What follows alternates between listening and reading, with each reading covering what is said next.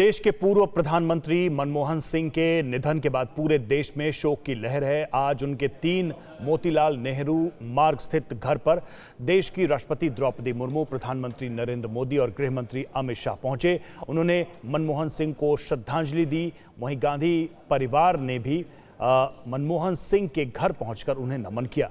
सोनिया और राहुल के साथ प्रियंका गांधी भी मौजूद थीं। कांग्रेस अध्यक्ष मल्लिकार्जुन खड़गे ने भी मनमोहन सिंह को अपनी श्रद्धांजलि दी।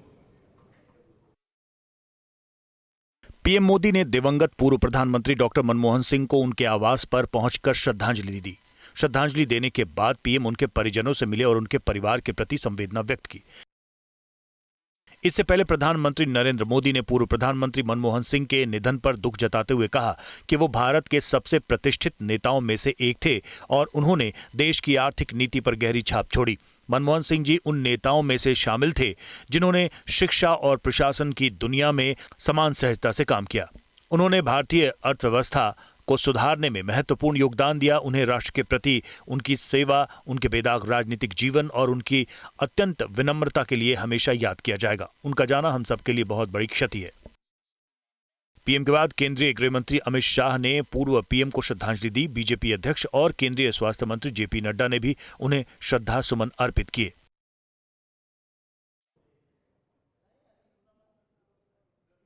और मनमोहन सिंह के निधन पर प्रधानमंत्री नरेंद्र मोदी ने दुख व्यक्त किया है। मनमोहन सिंह को हमेशा याद रखा जाएगा।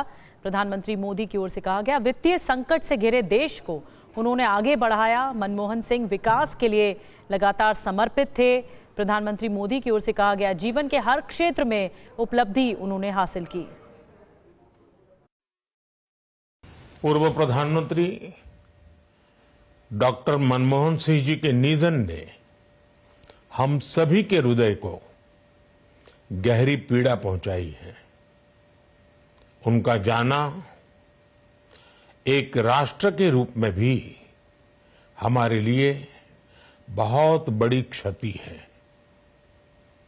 विभाजन के उस दौर में बहुत कुछ खोकर भारत आना और यहां जीवन के हर क्षेत्र में उपलब्धियां हासिल करना ये सामान्य बात नहीं है। अभावों और संघर्षों से ऊपर उठकर कैसे ऊंचाइयों को हासिल किया जा सकता है, उनका जीवन ये सीख भावी पीढ़ी को देता रहेगा। एक नेक इंसान के रूप में, एक विद्वान अर्थशास्त्री के रूप में और रिफॉर्म्स के प्रति समर्पित लीडर के रूप में उन्हें हमेशा याद किया जाएगा। एक अर्थशास्त्री के रूप में उन्होंने अलग अलग स्तर पर भारत सरकार में अनेक सेवाएं दी। एक चुनौतीपूर्ण समय में उन्होंने रिजर्व बैंक के गवर्नर की भूमिका निभाई। पूर्व प्रधानमंत्री भारत रत्न श्री पीवी नरसिम्हा राव जी की सरकार के वित्त मंत्री रहते हुए उन्होंने वित्तीय संकट से घिरे देश को एक नई अर्थव्यवस्था के मार्ग पर प्रशस्त किया। सोनिया, राहुल और प्रियंका गांधी ने मनमोहन सिंह को श्रद्धांजलि दी। राहुल ने सोशल मीडिया एक्स पर कहा कि उन्होंने एक गुरु खो दिया है।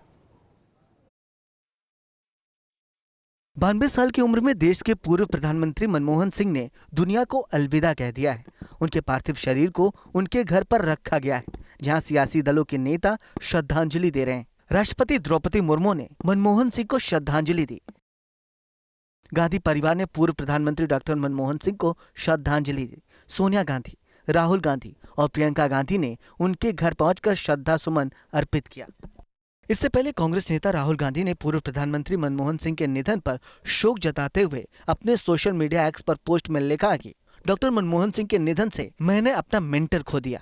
हम में से लाखों लोग जो उनके प्रशंसक थे उन्हें बहुत गर्व के साथ याद करेंगे। राहुल गांधी ने कहा कि मनमोहन सिंह जी ने बहुत समझदारी और ईमानदारी से भारत का नेतृत्व किया। उनकी विनम्रता और अर्थशास्त्र की गहरी समझ ने देश को प्रेरित किया। कांग्रेस सांसद ने उनके परिवार के प्रति संवेदना व्यक्त करते हुए कहा कि श्रीमती कौर और उनके परिवार के प्रति मेरी गहरी संवेदना है। और मनमोहन सिंह के पार्थिव शरीर को कल एआईसीसी में अंतिम दर्शनों के लिए रखा जाएगा। उसके बाद राजघाट पर उनका अंतिम संस्कार किया जाएगा। पूर्व प्रधानमंत्री मनमोहन सिंह के निधन पर पूरे देश में शोक की लहर है। मनमोहन सिंह ने 92 साल की उम्र में दिल्ली के एम्स अस्पताल में अंतिम सांस ली। रात में ही उनका पार्थिव शरीर दिल्ली स्थित आवास पर लाया गया था, जहां नेता उन्हें श्रद्धांजलि दे रहे हैं। कांग्रेस सूत्रों के मुताबिक कल मनमोहन सिंह का अंतिम संस्कार किया जाएगा। उनकी एक बेटी विदेश में है। उनके आने के बाद ही उन्हें अंतिम विदाई दी जाएगी। उनकी बेटी रात 1 बजे अमेरिका से लौटेगी। उसके बाद कल मनमोहन सिंह के पार्थिव शरीर को 8 से 10 के बीच एआईसीसी में अंतिम दर्शन के लिए रखा जाएगा। एआईसीसी मुख्यालय में राहुल गांधी, सोनिया गांधी सहित सभी बड़े नेता पूर्व पीएम को श्रद्धांजलि देंगे। श्रद्धांजलि कार्यक्रम के बाद एआईसीसी से उनकी अंतिम यात्रा शुरू होगी। राजघाट के पास जहां प्रधानमंत्रियों के अंतिम संस्कार होते हैं, वहीं पर मनमोहन सिंह का भी अंतिम संस्कार किया जाएगा। सूत्रों की माने तो कांग्रेस अटल बिहारी वाजपेयी की तरह ही मनमोहन के अंतिम संस्कार के लिए जगह की मांग कर रही है।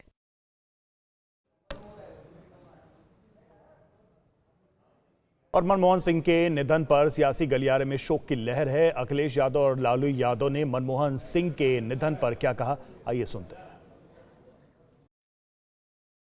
मंत्री के रूप में और एक प्रधानमंत्री के रूप में देश को आर्थिक रूप से मजबूत करना, और देश में आज बहुत कुछ जो दिखाई दे रहा है वो हमारे रहे प्रधानमंत्री मनमोहन सिंह जी की वजह से ही है कि जिस तरह बाजार और आर्थिक नीतियों पे फैसला लिया, उसी का परिणाम ये है कि आज हम दुनिया में बराबर पे खड़े हैं। मैं उन्हीं के मंत्रिमंडल में मंत्री था, उनके नेतृत्व में, और उनका बहुत बड़ा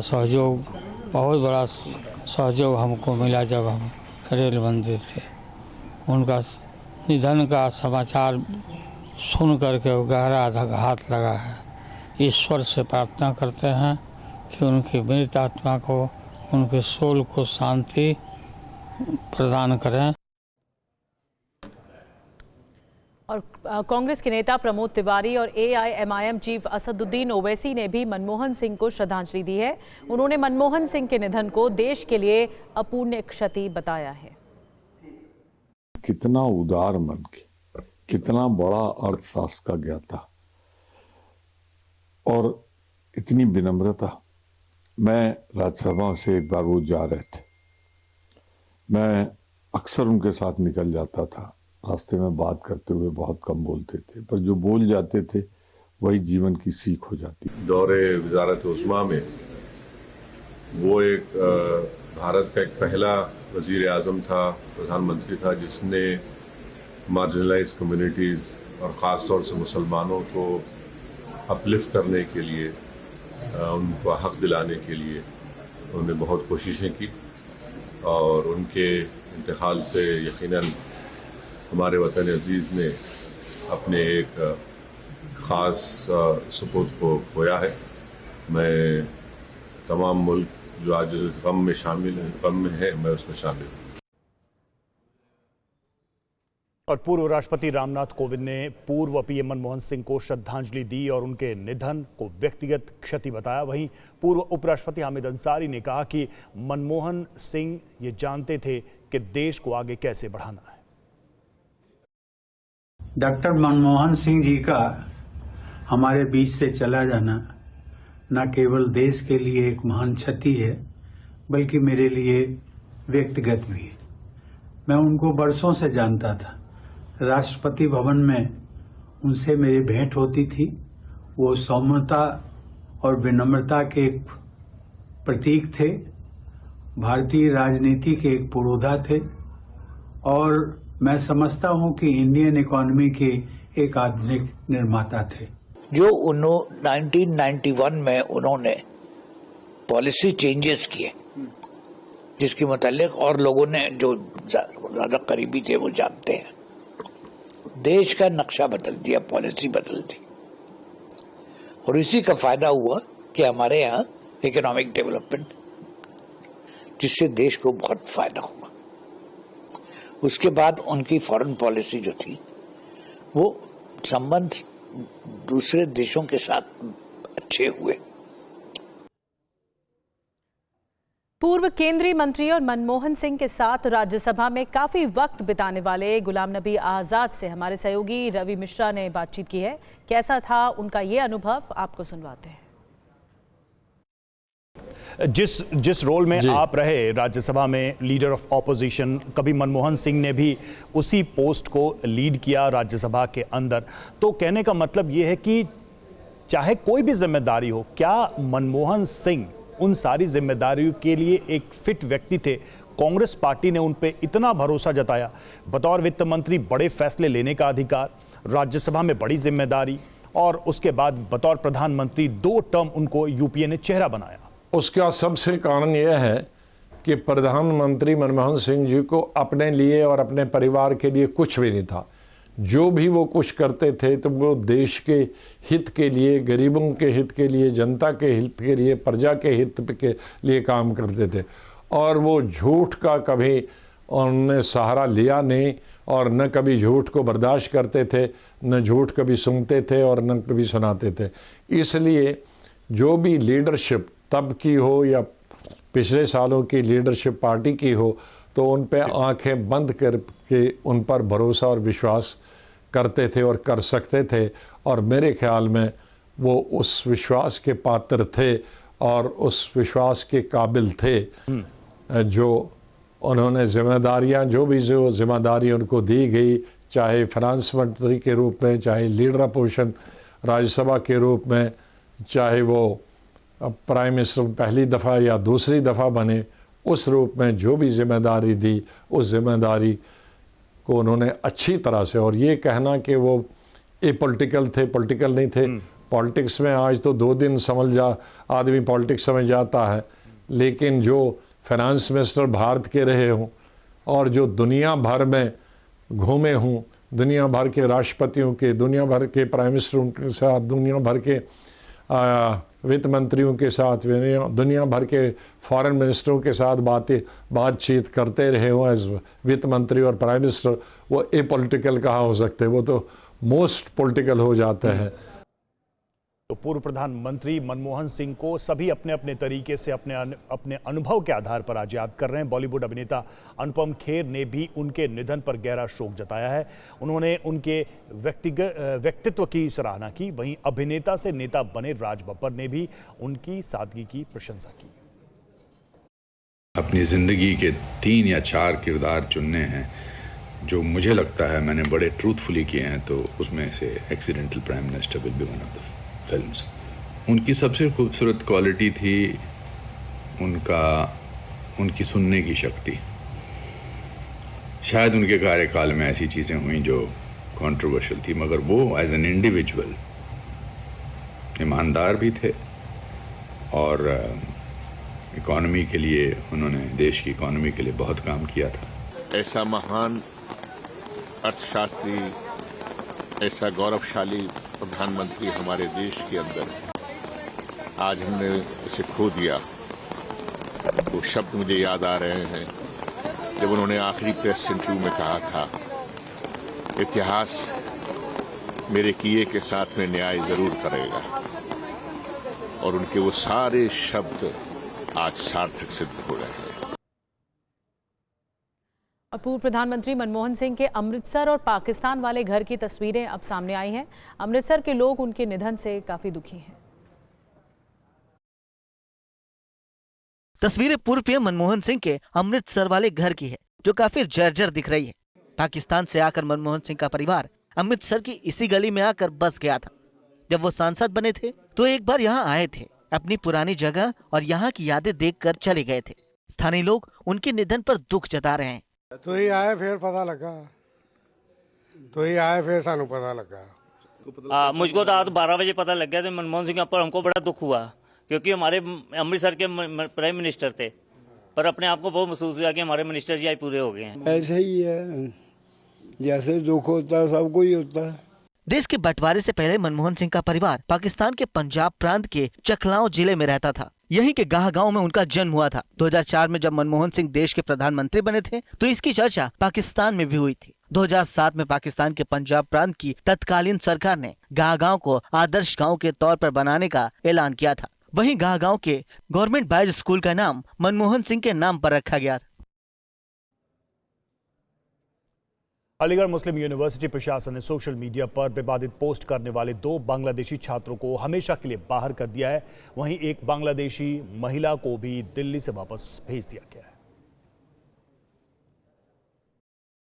देर रात को एएमयू के पूर्व छात्र महमूद हसन और समीउल्लाह इस्लाम को डिबार कर दिया गया है। इनमें एक छात्र ने एलएलबी में प्रवेश लिया था, जबकि दूसरे छात्र की पढ़ाई पूरी हो चुकी है। दोनों छात्रों को कभी भविष्य में दाखिला नहीं मिल सकेगा।